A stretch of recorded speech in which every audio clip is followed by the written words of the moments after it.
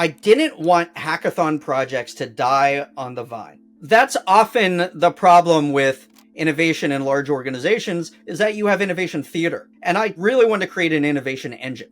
I was really inspired by the lean startup. And so I wanted to figure out, how do we translate those lean startup concepts into a big company? And at the Lean Startup Conference in 2018, I brought in a talk on how to do that. That helped me really understand how we bring it in. But then what we realized is, after learning to validate it, what people needed was to get sponsorship. And I realized there was a pattern to the ones that got sponsorship, what they did way at the beginning when they ideated that idea, how they had that idea in the first place. They were doing a combination of bringing in a big vision, doing a lot of empathy work, and creating not just an idea, but a well-defined, well-rounded, fully fleshed out concept. Then they'd use the hackathon to make a proof of concept, quickly and cheaply test this idea. If it was feasible, if they can make it, then we would validate it from a business perspective, invalidate, and then help them get sponsorship. And that became the Garage Growth Framework.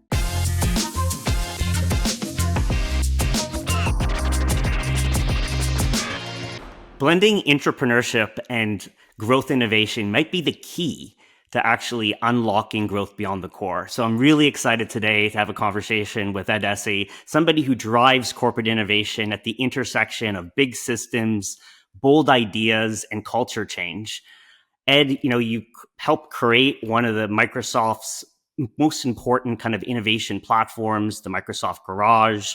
You helped create as well the growth innovation framework as well, that spawned over 130, I think, projects so far. And you're publishing a book soon too, that, I think really is exciting. It's showing the whole journey and insights of everything you've been able to kind of corral together in such an amazing innovation platform. So there's a lot to cover today.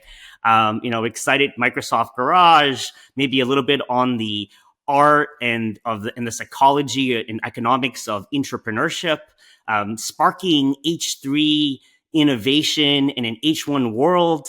And of course, just the power of, internal innovation and how that really sparks growth beyond the core. Ed, let's set the table. What's Microsoft Garage and its mission? Yeah, our mission at the Garage is to basically accelerate the cultural transformation of Microsoft by giving people opportunities to experiment, be creative, and collaborate, all basically creating a grassroots environment for innovation. Fantastic. And how's it evolved over the years? Oh gosh. If I go back to where it started, some of the first events were, and this was even before I was part of the program, there were speed dating events between developers and designers. It began as this idea hey, if we get developers and designers getting together and meeting on a regular basis, that will be a great combination to make things fast.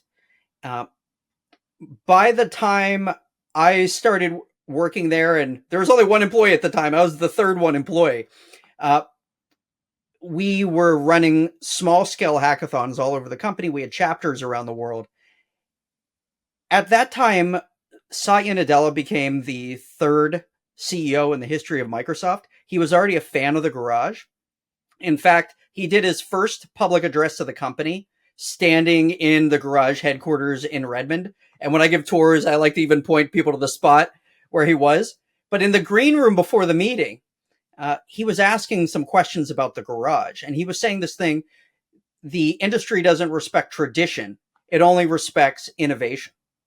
And one of the things he wanted to change was how we did our company meeting, which was, previously it was execs would go on stage. We'd rent out this field, and we would rent out where the field where the Mariners play, and the execs would stand on stage. All the employees were in the stands, and the execs would be talking to them. We suggested a hackathon because he had already been a judge of hackathons in the past and came through and talked to people, that inverted it because he wanted to hear what all the employees had to say. And we ended up running a hackathon at the time. It was the world's largest corporate hackathon. It was 12,000 employees showed up for that. We didn't know if anybody would show up for it. Now, let me tell you, that was 11 years ago. This past hackathon, we had over 20,000 projects around the world. So over 80,000 participants in the hackathon all around the world. And I think that's a really important kind of insight you've been able to articulate there. So you had like the leadership was already bought into it, right? As you described, it started at a certain point, and you've been able to take an idea of a hackathon and add kind of a systematic process around it to help scale it to so many innovation projects. So when did the Garage Growth Framework, was it there from the inception, or was it? You think about your tenure. So I'd love to dig a bit the story of how the framework came together and how it connected into the Garage. The Garage Growth Framework came about from things we learned running this hackathon. So we would run a hackathon. We had many projects come out of it. Now we're at 20,000, but we were around 2,000 at the time, and year over year running them. I was also running this thing called the Garage Experimental Outlet that helped take projects to market. We've had over 160 go, but then we've pivoted it, and we work these things in a different way now, which, that's a door we could open up a little bit later if you want. But like one thing happened. I ended up having cancer in 2017, right after my daughter was born. So fortunately, because I knew I was going to be on parental leave, and Microsoft gave me a great benefit of 3 months off, I had already trained people to run the Garage Experimental Outlet that I was running at the time. And when I came back, I said, I ended up getting this important life lesson that your second life begins when you realize you only live once. And I knew I wanted to even make more change. So I wanted to really research what it would take to move innovation forward. And I took on 3 projects at the same time. The first was I watched every single one of those 2,000 pitch videos from that year, and I cataloged them. And I needed a lot of Visine to get through that month. It took me a month to watch them all. And then I picked one of them to embed with. And I spent 8 months working with that team. And the way it would work was every week on Monday, I'd come in, I'd have a team of people that work with me in the garage, and we would plan out what I was going to do with that team in the week. And every Friday, we would talk about what happened that week. But then the whole week, I would just sit in a room with that team as a team member working it forward. And then the third thing I did is I researched how innovation was happening in big companies and startups and everything all over the world to get that outside in perspective. And that became the first nugget of the Garage Growth Framework, realizing I didn't want hackathon projects to die on the vine, right? That's often the problem with innovation in large organizations, is that you have innovation theater. And I really wanted to create an innovation engine. I was really inspired by the lean startup. And so I wanted to figure out, how do we translate those lean startup conference concepts into a big company? And at the Lean Startup Conference in 2018, I brought in a talk on how to do that. And I partnered with a guy from a startup who had pitched the same idea to the lean startup. I hadn't even met him before. His name's Brady Kolb, CEO of Skypack. And we shared what we learned, and we were comparing and contrasting. But that helped me really understand how we bring it in. But then what we realized is after learning to validate it, what people needed was to get sponsorship. So I spent, and by the way, that validate piece, that's what we were calling the Garage Growth Framework in the early days. But then we realized, how do they get sponsorship? We started coaching more and more teams. So instead of me just embedding with one team, I'd coach more and more. And I realized there was a pattern to the ones that got sponsorship, what they did way at the beginning when they ideated that idea, how they had that idea in the first place. They were doing a combination of bringing in a big vision, doing a lot of empathy work, and creating not just an idea, but a well-defined, well-rounded, fully fleshed out concept. Then they'd use the hackathon to make a proof of concept, quickly and cheaply test this idea, quickly and cheaply test like if it was feasible, if they can make it. Then we would validate it from a business perspective, invalidate, and then help them get sponsorship. And that became the Garage Growth Framework. Wow. Well, firstly, thank you for sharing so much of that. And I think, we've had conversations before about the ability to go really deep into the details, but also have that macro kind of perspective. And a lot of what you just described is also what we see as being applied to really strong corporate venture studio models, regardless if they're internally and really focused on internal corporate ventures or on the outside in collaboration. It's tell me just a bit more about your title. You have a really interesting title, business value. It's very explicit, compared to some of these other titles that are maybe more exuberant related to innovation. It spells out that there's kind of like an ROI part to what you're doing in the garage. So maybe unpack a bit where the title came from and why do you still hold it so dearly? Oh, yeah. So I actually had titles before, like director of, I think I had intrapreneurship and incubation at one point, and then intrapreneurship. But then business value, we realized, made so much more difference to the connective tissue we were trying to make to our company. And in the garage, we actually have like a triple bottom line we look at, but it's different than the business triple bottom line. We look at cultural value, customer value, and business value. And when that happened, we realized that the programs that I was running with coaching and so on were leading a lot to the business value. And it made sense for me to switch to that to be my title fully.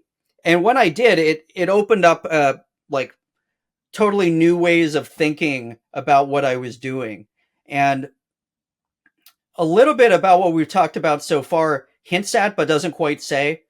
Really what we're doing in grassroots innovation is creating a double-sided market between the leadership in the hierarchy and the that grassroots network around the company who are excited to address the challenges and opportunities that the entire organization faces. Yeah, no, that's such an important insight. And I think also having the title be so explicit shows the level of partnership that you have with kind of the mothership, regardless of where you're situated in the organization. I think that's a key component there. How has that evolved with other titles in the group? Has that do other people also line up nicely into those three areas of the bottom line of innovation in the group? For a while it did, and that was a phase we had, like one person in charge of customer value and another part of the org in charge of cultural value. Though we're making more switches, realizing that everybody needs to be involved in business value, and that the cultural value work is never done, but realizing that the business value work is really what excites everybody within our team, within the organization, and with leadership. Now, like, one thing we've learned is that if you focus only on the culture, but not generating the business value, you actually lose the culture too. Because people feel disenfranchised if there are no paths forward for their idea. And that is the recipe for innovation theater that we don't want. So, and the recipe for creating an innovation engine is helping create paths forward and guiding people on how to walk those paths effectively, no matter where they are in the organization. Right. And you mentioned earlier, I mean, as you really kind of supercharged the development of the framework, that you embedded into one venture and then you started embedding into more. Can you talk a little bit about how you scale the framework and maybe the output of both business value without kind of disturbing the cultural framework side of things? So I'll actually make one adjustment to how you phrase the question. After the first one, I stopped embedding with teams. I realized that embedding was great for my learning process. It wasn't great for the team. And it wasn't the most effective way that I would be able to help at scale. Like I would never be able to embed with, the hundreds of teams that we're able to help on a regular basis move forward. So we've created a kind of a 4-tier structure that I view it as high touch, medium touch, low touch, and even no touch offerings. So once from the like our highest touch perspective, which we barely even do anymore because it's not the biggest bang for the buck, but that is what we call a fellowship, where we grant a team of people 6 months to focus on their idea as part of their day job from wherever they are in the company. Uh, Next tier down is coaching, which is it is the biggest bang for the buck. We have an 85% success rate in the teams that we coach getting sponsorship, with usually 3 hours of coaching. The below that, the low touch is workshops that are one to many. But at the bottom tier, the no touch, it began as taking lessons that we've learned from people, and we made an entire structure of videos and workshops and everything so that that could help people. Now, that and the coaching together are like the best combo, because we're able to do what in education they call a flipped classroom. A coach can work with you, ask non-directive questions. I view every coaching session as just trying to figure out what is like through questions and curiosity. How do I help the person or the team on the other side come up with one thing that is the next step for them that they would not have come up with on their own? So that's what I'm doing. All my coaches are doing.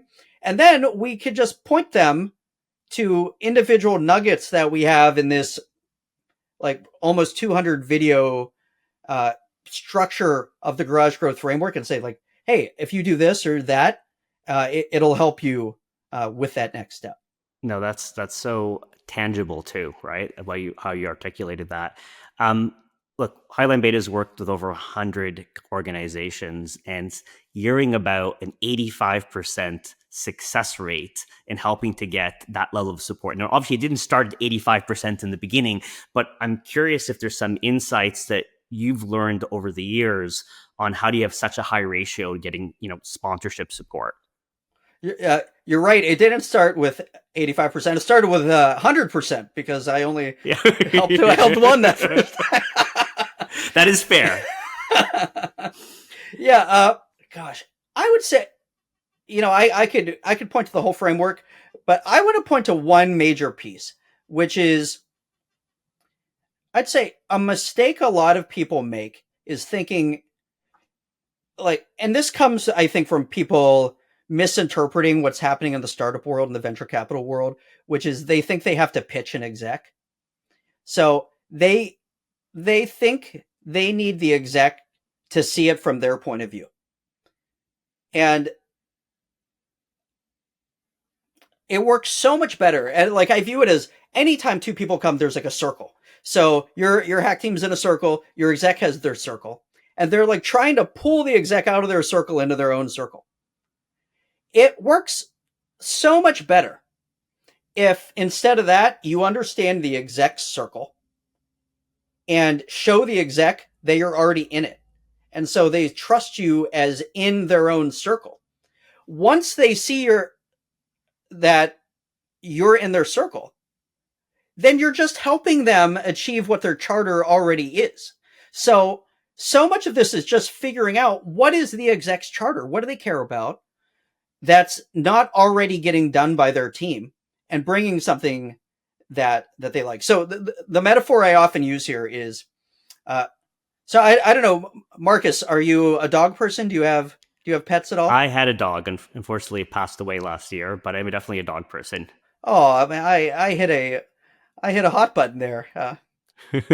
I think like if somebody you didn't know rang your doorbell right now and you went to the door and they were holding a puppy and they're like, here, I heard that you've lost a dog a year ago and I think you'd like a puppy. Like, How would you react to a stranger showing up at your door with a puppy? You take a step back and you probably get a bit emotional and start thinking, what's the right process to validate getting another dog quicker? Yeah, like it would be really odd Yeah. if somebody showed up and you're like now see, they in that case they'd already done a little bit of research knowing that They did you their had a homework. dog. They knew how to connect with me, right? In that Yeah, sense. yeah, they did. Like, but what if they brought the wrong breed, or your family wasn't ready for it, or something like, and you didn't know them, and like it would be so weird, right? And free, there's a saying, free like a puppy. That's what a team showing up and trying to convince a sponsor about their idea is, without that team having done any research. That it's like, wait, you're giving me something I'm going to need to take care of for over a decade, and I need to change my whole family around and how I think about travel, and how I structure, and like, do I need a yard now? Like, this is what it's like when teams don't do that with executives. It's such an important point you're putting forward, right? And I think, regardless if this gets applied to within the internal context or even a startup on the outside that wants to try to earn a pilot, they often aren't in that circle, right? They haven't done not even a question of the validation work. There's a level of trust and also understanding the perspective of what are the goals that we want to try to drive forward, tying it back into it there. I'd love to, again, Microsoft Garage had so much success. It's such a known quantity in kind of the corporate innovation circles. We often get asked, mid-size organizations, they naturally aren't going to create something of the scale of a Microsoft Garage. But what is your advice, since you were there more or less at the inception, on how should they get started if they want to do something on a smaller scale, like a mini garage? Yeah. So when we're saying mid-size, like, how many employees are we talking? Oh, I mean, not a Fortune 500 company. It could be something that, let's say, a private company, not public yet. Okay. I ask that because it's different at different numbers. Like, one of the reasons that ours can exist, like if I have 20,000 projects, I have this insane funnel that, uh, if we're talking 20,000 projects. If you're talking about a company that doesn't have 20,000 employees, it's a totally different game. Um, so when I've worked with companies, I give different input based on where they're at. But the I would start with, basically, you create that double-sided market. You figure out what the leaders care about, what really matters. And what we did in the garage early on, the leaders weren't telling us to do this. We were doing that research for them. So you could do the same. Like, we were paying attention to their memos, to their public speeches, to, we would talk to other people on their team about their town halls, and then we would draft a challenge. We would say, like, hey, we think this is a challenge you're facing. Is that right? And their chief of staff would usually work with us on that challenge, and come back and say, yeah, our exec would like this, and we would do something with it if we got that answer. It's like, okay, great.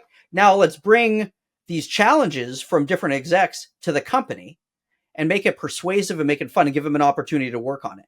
So, like, that's the first step, is setting up that double-sided market. The second step is you need to give pathways for those ideas to move forward.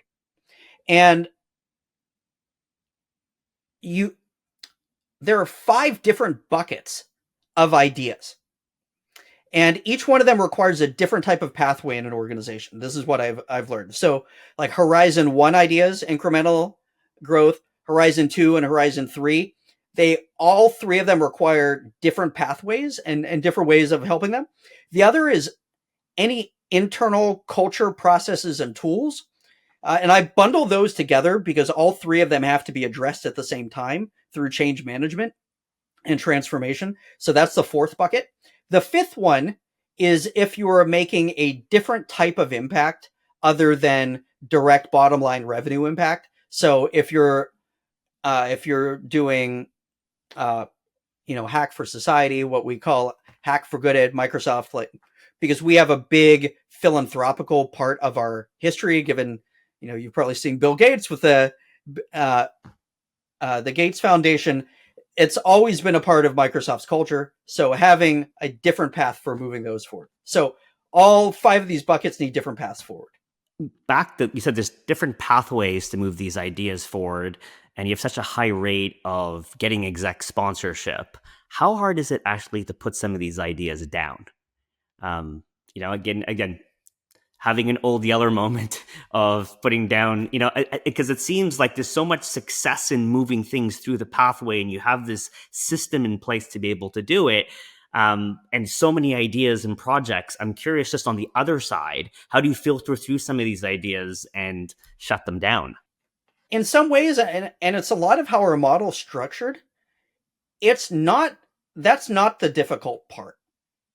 Because the way our model is, it's not that we've hired a team of people and that's their job to make the idea work. And if it doesn't work, they're like laid off and out of a job and looking around. That's not our structure. It's more of they're working in it in parallel to test the ideas and get to a certain level of sponsorship. And so they all have a day job that, and even if they're in the fellowship, they still have a day job to go back to. We don't even take them out of their reporting chain. They're still reporting to the same manager, even if they're working full time on it. And it's, by the way, it's completely voluntary for the manager. The manager could say no. No manager ever has, but a manager could say no to this. But because of that, they already have a day job that they love. And so what I find is almost everybody, no matter how passionate they are also skeptical of their idea. And they want to work on something that is going to make an impact. And since their day job's already making an impact, and this new idea is making an impact, for them, they need to activate themselves. So it's a bigger, actually, part of my program to figure out how to create the activation and energy for people and when to do that to help them know that this is something worth investing in. Yeah, no, that's a really powerful statement, because you kind of described 2 really important points with respect to kind of intrinsic motivation, right? Because they're taking their own ideas, but also just the nature of just growth innovation. It's beyond 9 to 5. So you have your core job, plus you have this other burning desire to solve a problem you care about. You are going to try to validate this or find any resource, and like naturally, the garage being a great framework to help that validation process. To de-risk it. And then, as you described before, often these things evolve, right? They evolve into other, but usually it's usually your starting point is, what problem are we trying to solve? And then kind of, look at what are the other ways and other solutions to try to solve that problem. You said once, intrapreneurs are entrepreneurs with constraints. I've always loved that saying, because it gives a bit of a context. But what have you seen over the years of who's really been able to thrive as an intrapreneur, like getting down to the human level, of all the characteristics and people who've leveraged the garage or the growth framework? Is there any characteristics of the intrapreneurs that you've noticed that really can take these ideas and create, even maximize the business value? Yeah, absolutely. And I want to add something. Yes, they have constraints, but they also have so much ability to leverage the strengths of the organization they're with. And that the key piece is getting alignment to the organization. And if they're aligned to the organization, like basic, what I was talking about before about getting in the sponsor circle, if they can align their personal passion with a large opportunity and something that their organization cares about. And, I'm like kind of making a Venn diagram here, and you get that spot in the middle. Like, that's a way that you could basically get your organization working for you, and the organization's happy to do it. You're creating a win-win of your own passion with an aligned opportunity. Right. And when you think about, just maybe the most underrated skill that you see intrapreneurs have, that have been successful. Have you identified any of those skills that you think that really help these folks to become successful? It's 3 pieces, and it's really being able to. It's one skill, but it's being able to see all 3 pieces at once: a big vision, a really focused initial starting point, and then the ability to show a plan of how you could move from that initial starting point to the big vision in a series of phases. So it's like being able to think big, focused, and bridge the two. Right, right. And so in many ways, it's a bit of like visionary execution skills. So you can't just have the belief, you need to come up with the right vision, but naturally the ability to execute systematically, and you have kind of a framework around it to help support people to go through that process. And when you think of, all the different innovation activities that happen in the garage, you know, what do you think is, outside of validation, we talked a little bit about that, how important that is. What are the other kind of maybe core activities you think you just can't live without? Again, thinking, maybe smaller organizations looking at building some sort of garage. Is there other elements beyond, the validation phase you think are just mission critical to be successful? I'll even say this. The validation phase of what you need to get sponsorship is much smaller than you might think. Like, there's a lot of the stuff that we learn through lean startup methods that could actually be deferred until after sponsorship. So a big part of it is figuring out, like, what is that minimal viable bit of information that the sponsor cares about. So a little bit about what I've been talking about this whole time is when we apply all these validation principles to like users or customers, if you're in a big organization, you have to apply those same principles to the sponsor and understanding them. And so that's just thinking about your sponsor as one more stakeholder that you need to be able to do what we call sponsor development.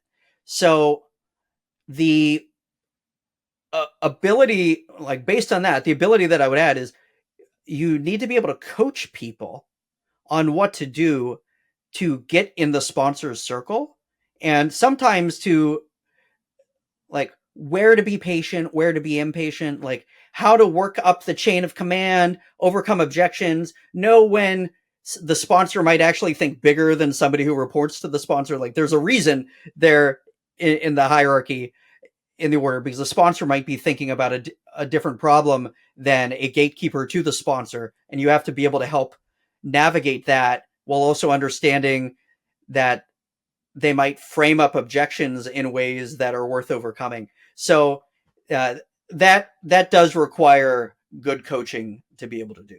Yeah, I know you've highlighted that quite a bit so far about how the importance of coaching in some of these interactions. And I mean, like you're writing a book about it. I'd love to maybe dig a bit into that. Just what got you excited about going on the endeavor? That's a venture on its own, writing a book. Sharing your journey, the insights. Would love to understand more about some of the thought process of what you'd like to share. And I think it's getting published pretty soon. Yeah, it will be spring of 2026. So it's quite a journey, but like what got me excited about it is I know my purpose on this planet is to empower people to know their worth and use their gifts to make meaningful change in the world. That's why I'm in this body on this planet at this time, is to do this. And I've had the great fortune that I've got to do it within Microsoft, within a really talented, passionate organization. I've actually been in Microsoft for 23 years.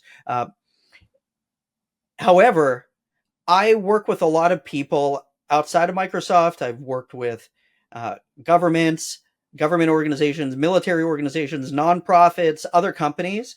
And there are so many people in there that want to learn what we're doing. So a big part of what I want to do is share what I've been learning working with all these people so that everybody could have it. The same way I created the Garage Growth Framework to scale the coaching I do within Microsoft, I've created this book.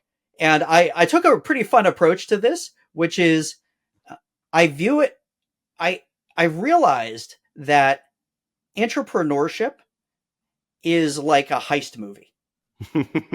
I love that.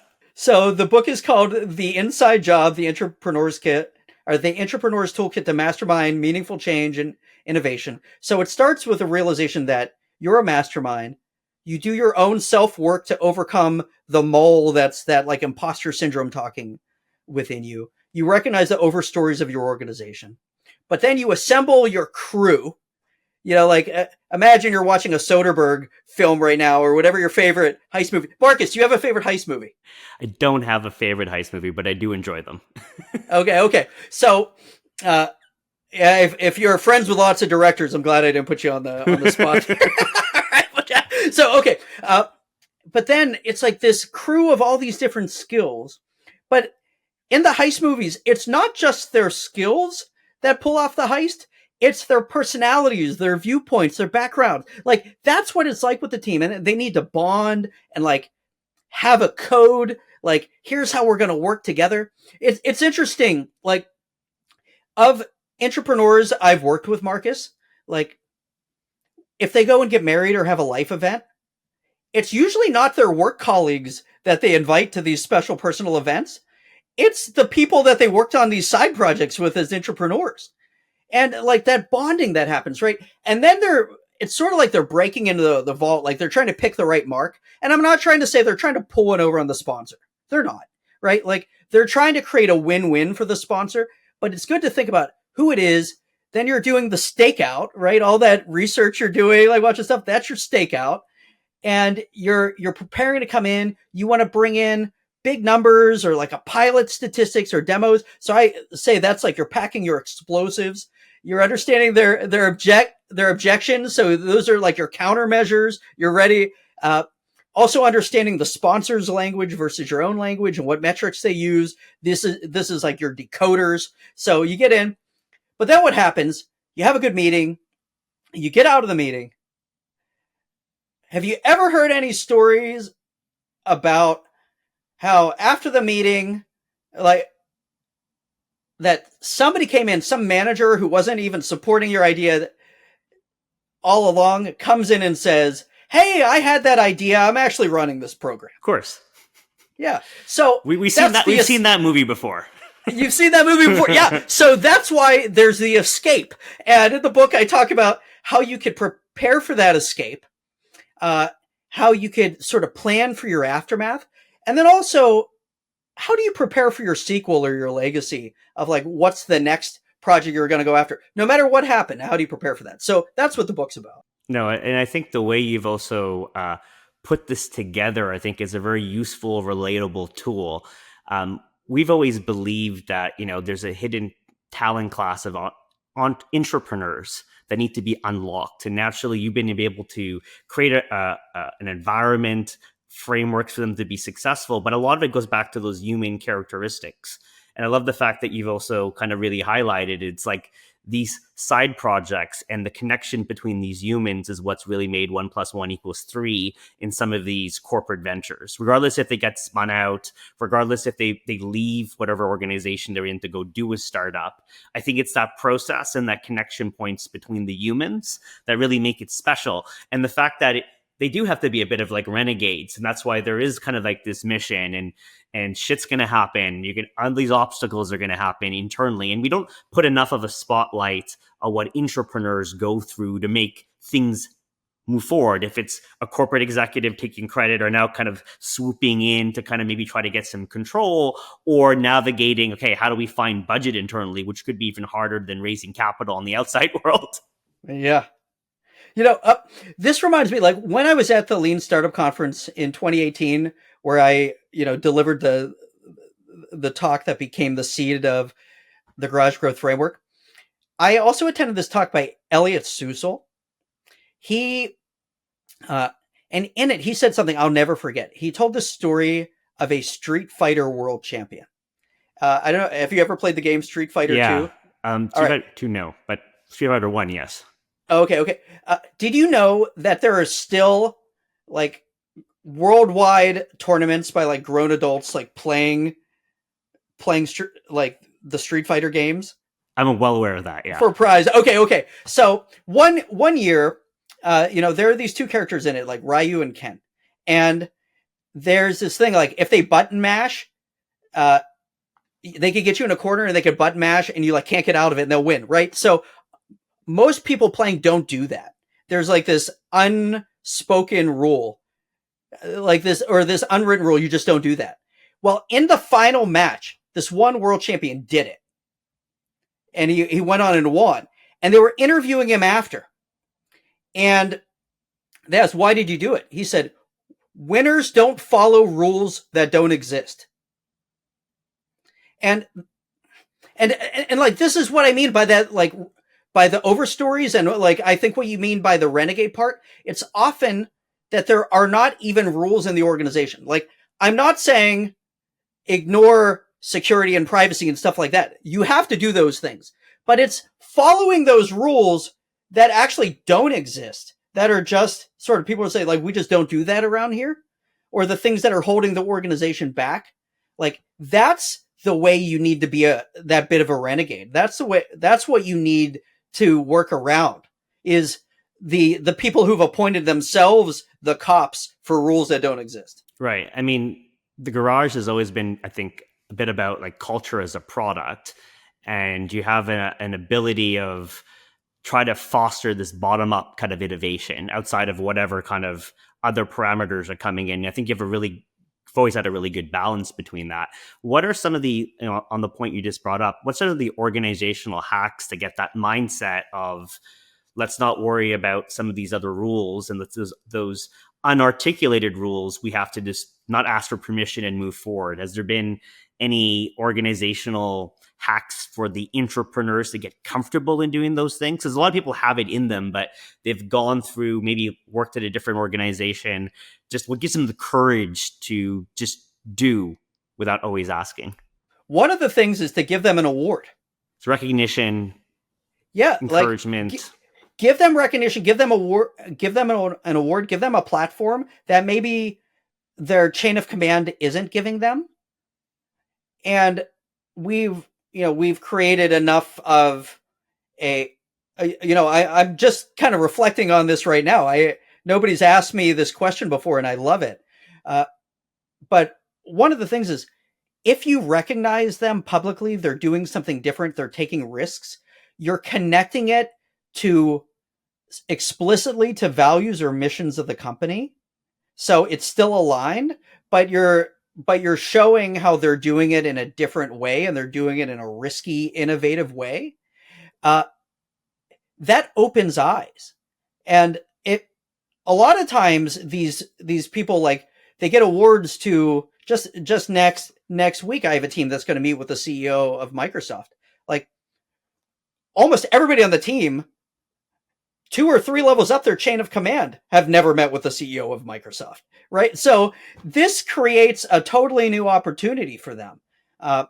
And in a way, it's like having a meeting like that. If they get a prize with a senior person, it actually gives them like almost like a Willy Wonka, like, golden ticket to ask almost anybody in the company to take a meeting with them as they're preparing what they want to do next. So it's this, like, basically you could bestow credibility indicators onto people so that they don't have to convince everybody every time they go. You can say, you could give them credibility that's recognized in like anywhere in the hall. You're giving them a hall pass.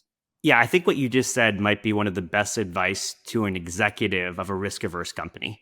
If they can have a courage to put a spotlight and reward somebody and give the recognition, it will have such a profound impact to the overall culture of that organization and show that it can move forward. So, I mean, we're getting close to time here, but what does growth innovation leadership mean in 2025? Like, you've been on this journey for such a long time. You've created and evolved as well the Microsoft Garage.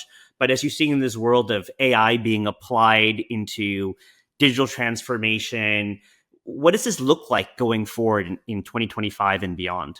While AI itself is going to be amazing for productivity and thought and so on, I want to address something a little different, which is the speed of AI growth is having a hugely transformative effect on the industry, because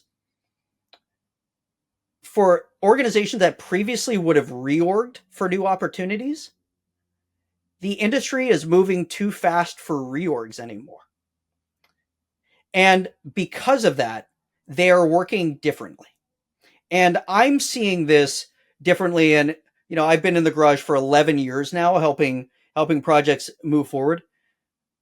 The types of things that will happen in executive meetings now, where an executive will, in the middle of a meeting, call in a dev lead from their organization into the meeting, into the sponsorship meeting where we have, and they'll say like, hey, would you work with this team, spend the next 2 weeks actually adding this into the product, and come back in 2 weeks and have another meeting with our team and show us the demo of what you did in that 2 weeks. Like, unheard of, Marcus. Like, never had anything move at this kind of speed before. And even the executives are saying like, gosh, we love that the hackathon exists, because now the way we work is like the hackathon, but we've had 10 years training our workforce in how to be this agile and work with people outside of their hierarchy and so on, because we don't have time to reorg anymore. Yeah, I know that we're starting to see that in certain other organizations, in corporate venture studios that are even on the outside, that they've had at least some of that muscle that's been built through different sets and reps. And now they're ready to go even faster.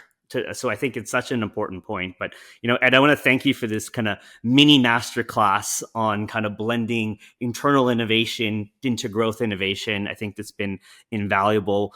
I can't wait to read your book once it drops. But how could people find you or connect with you? Yeah, thank you, Marcus. They could find me at edessey.com.